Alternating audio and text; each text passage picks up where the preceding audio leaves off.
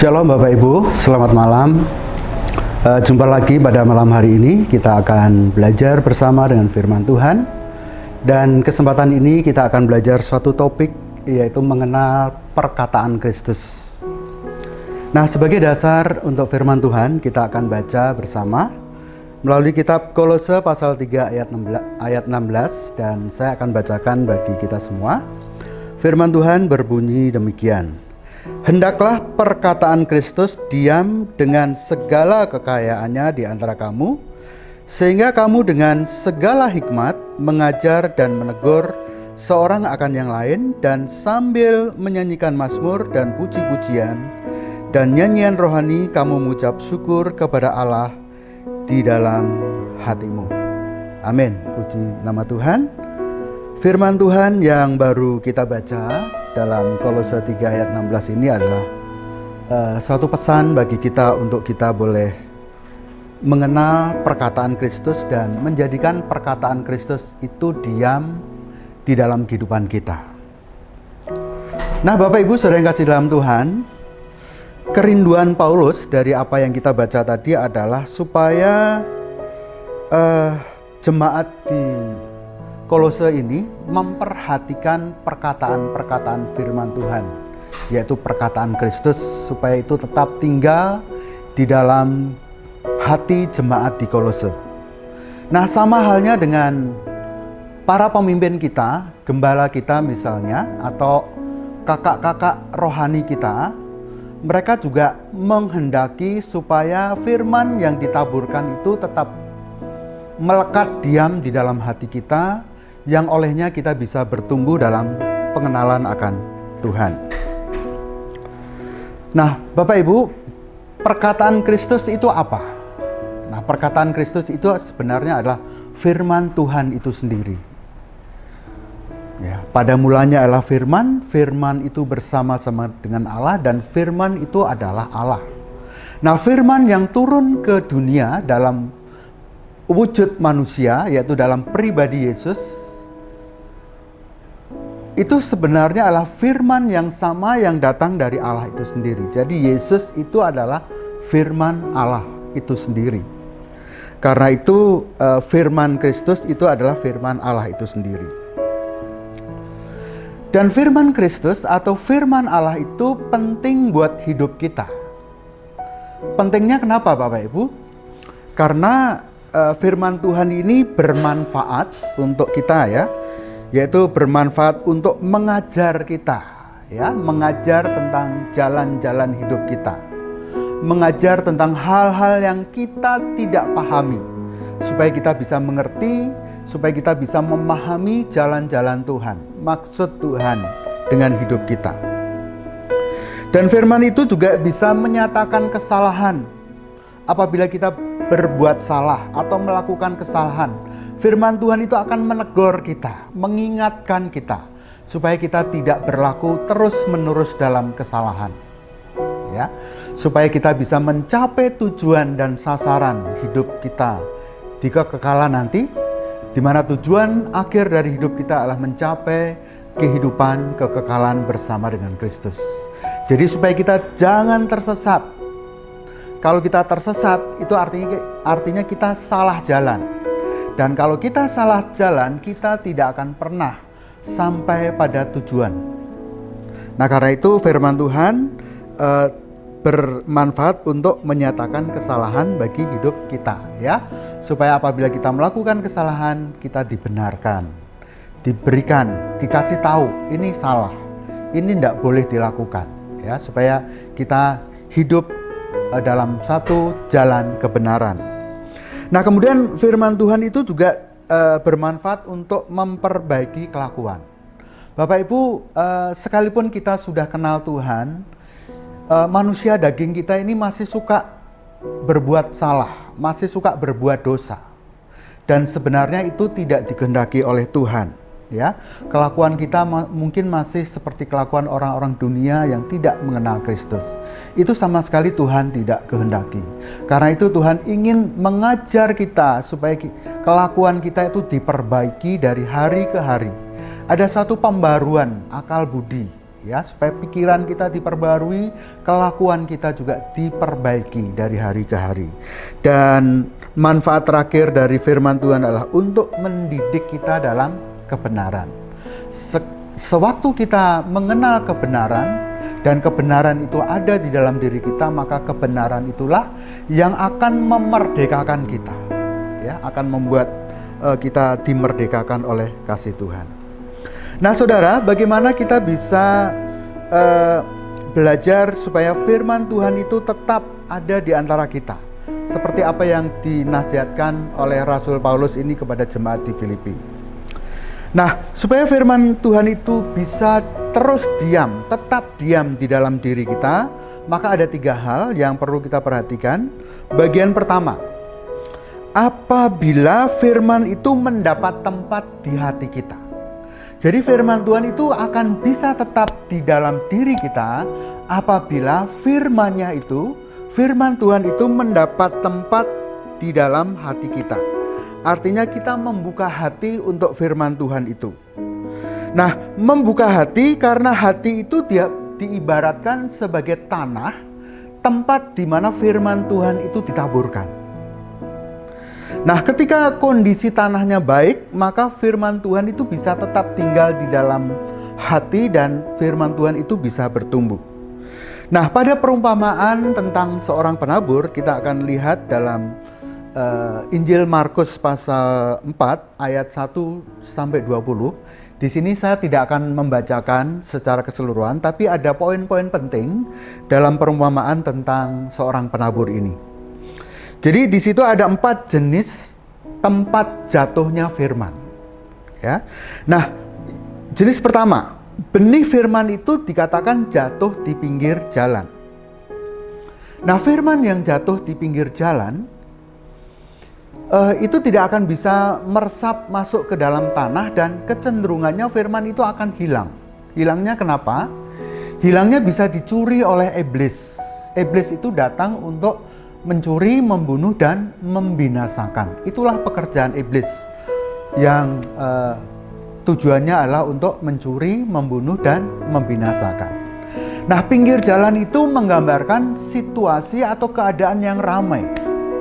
Kalau kita tidak fokus dengan firman Tuhan, kalau pikiran kita kemana-mana, sekalipun mungkin kita mendengarkan khotbah, tapi kalau hati kita tidak fokus dengan firman Tuhan, percayalah bahwa firman Tuhan itu tidak akan bisa meresap ke dalam hati kita. Sekalipun kita mendengar firman, tapi kalau pikiran kita melayang kemana-mana, ya, pikiran kita memikirkan hal-hal yang lain. Pikiran kita mungkin memikirkan apa yang di rumah, apa yang di tempat kerja, atau mungkin kita mendengarkan firman Tuhan sambil lihat HP, ya, melihat konten-konten yang ada di HP. Percayalah bahwa itu akan membuat firman Tuhan tidak bisa meresap ke dalam hati kita. Artinya firman itu dicuri oleh iblis, ya.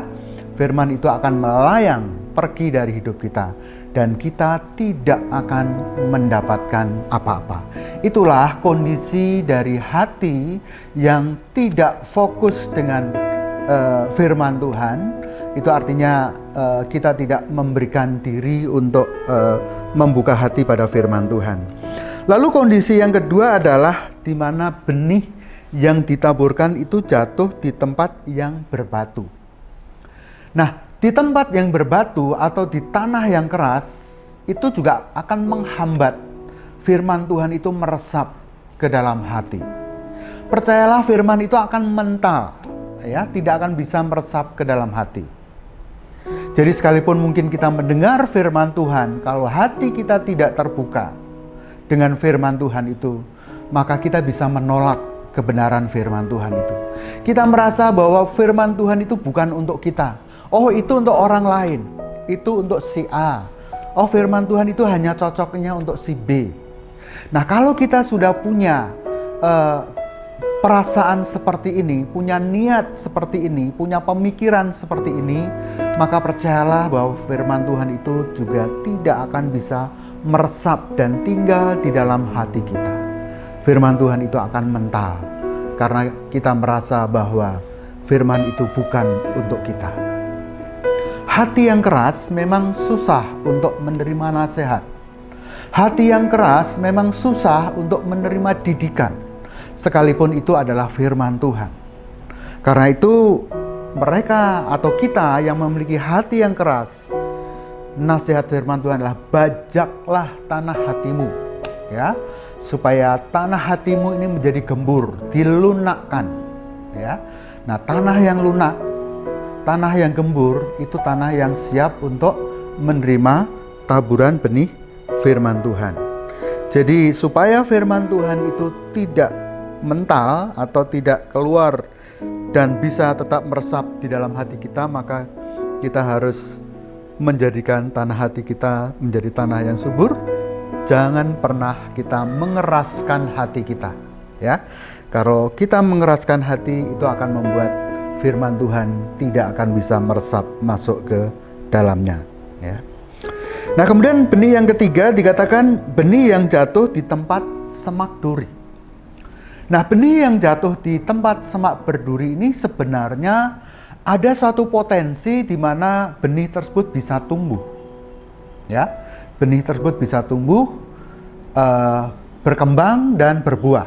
Tapi keadaan sekitarnya yang dikatakan semak duri tadi memungkinkan bahwa benih tersebut akan terhambat dalam pertumbuhannya, karena dia akan dililit, ya, diganggu oleh keadaan sekitarnya. Nah, keadaan sekitarnya itu adalah godaan-godaan yang ada di sekitar kita, ya, tawaran-tawaran dunia, tipu daya iblis, tipu daya dunia, keinginan-keinginan dunia yang mencoba menarik hati kita.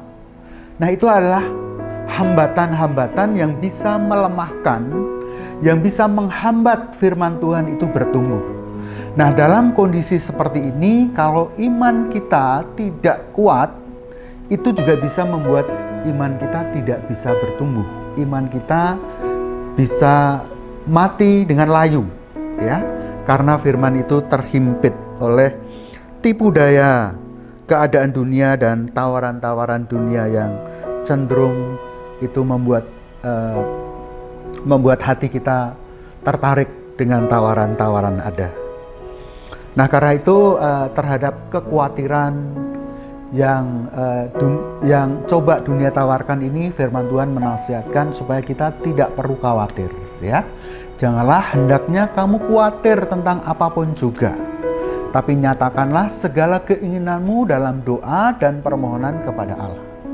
Nah, jadi banyak sekali firman Tuhan itu juga menasihatkan kepada kita untuk kita ini tidak perlu khawatir, ya.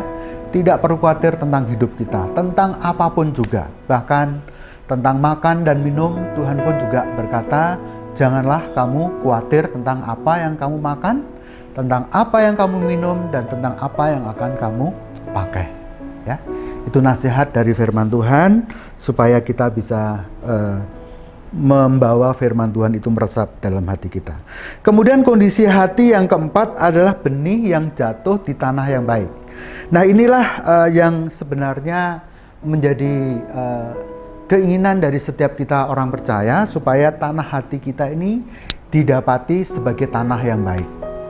Tanah yang baik itu artinya tanah yang terawat, yang sudah dirawat, yang sudah dibajak, tanah yang sudah dibersihkan dari segala semak-semak duri, tanah yang sudah diolah, yang siap untuk menerima taburan benih.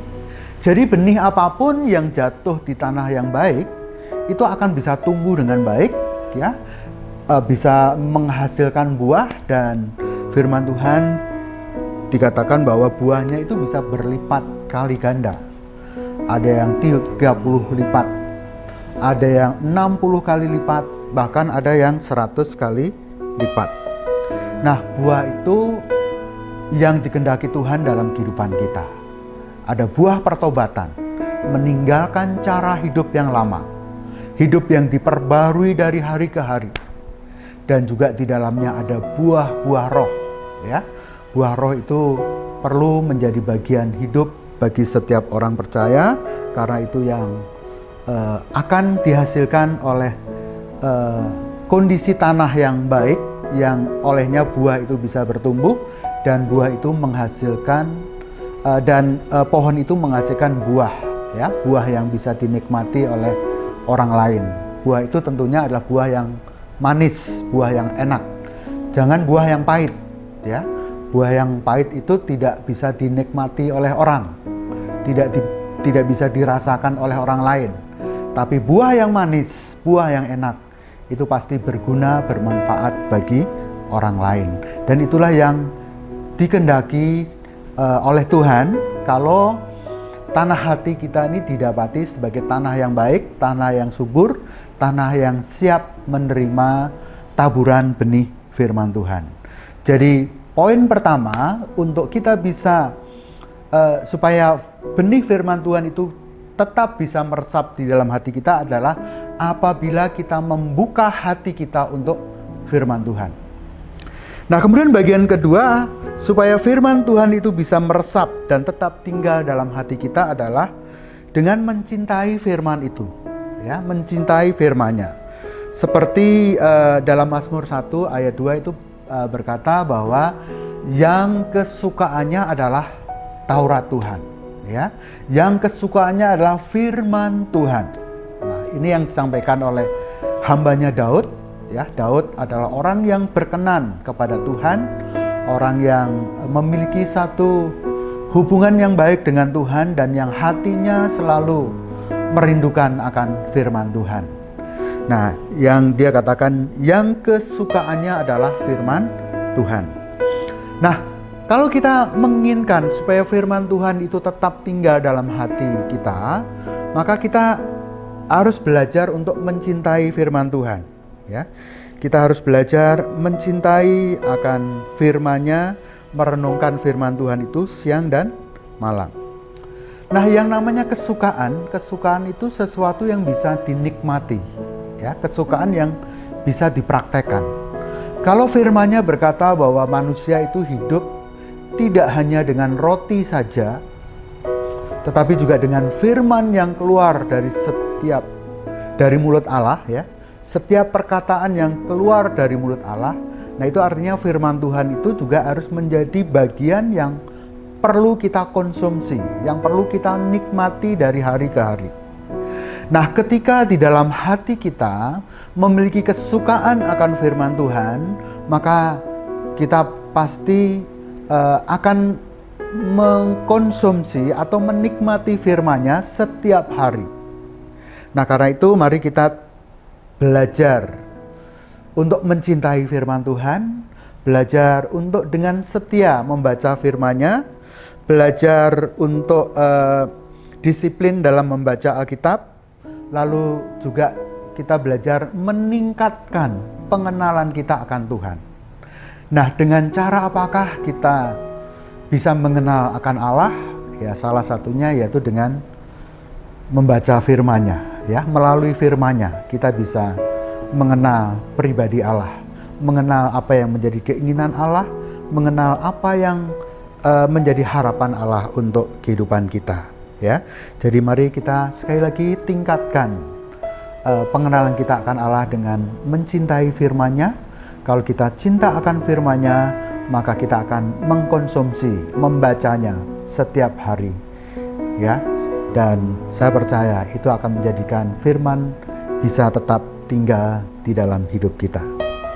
Nah, kemudian bagian yang ketiga, Bapak Ibu, supaya firman Tuhan itu bisa meresap dan tetap tinggal di dalam hati kita adalah dengan cara memperkatakan firman Tuhan, ya. Memperkatakan berarti mengucapkan atau mendeklarasikan kebenaran itu, ya. Kebenaran itu perlu dideklarasikan, perlu dikumandangkan, perlu disuarakan.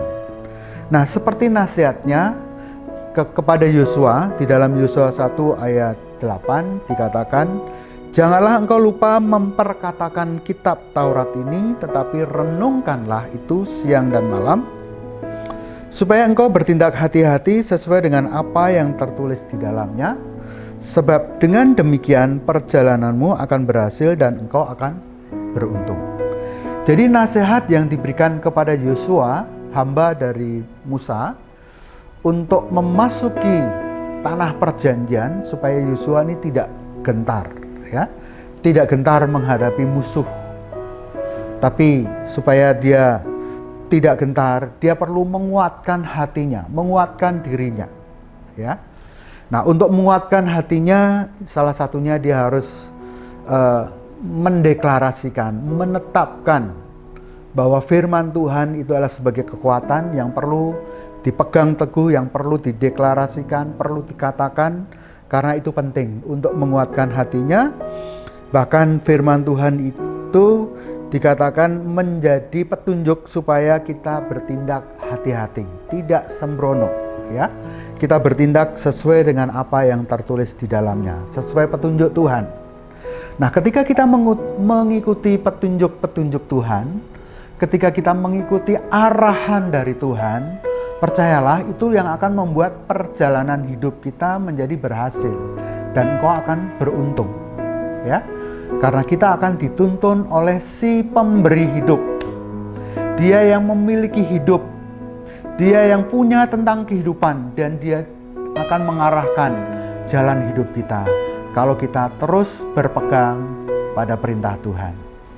Jadi ketika kita mendeklarasikan, mengucapkan firman Tuhan, itu akan menguatkan iman kita, roh kita akan semakin dikuatkan, dan kita akan memiliki suatu roh yang kuat, iman yang kuat, dan firman itu tetap akan menjadi bagian dalam hidup kita. Biarlah nasihat-nasihat firman Tuhan pada kesempatan malam hari ini menjadikan nasihat buat kita semua untuk kita boleh memegang perkataan Tuhan, yaitu perkataan Kristus itu sendiri yang merupakan petunjuk bagi kehidupan kita untuk menjalani hidup sehari-hari. Puji nama Tuhan, Tuhan Yesus memberkati. Amin.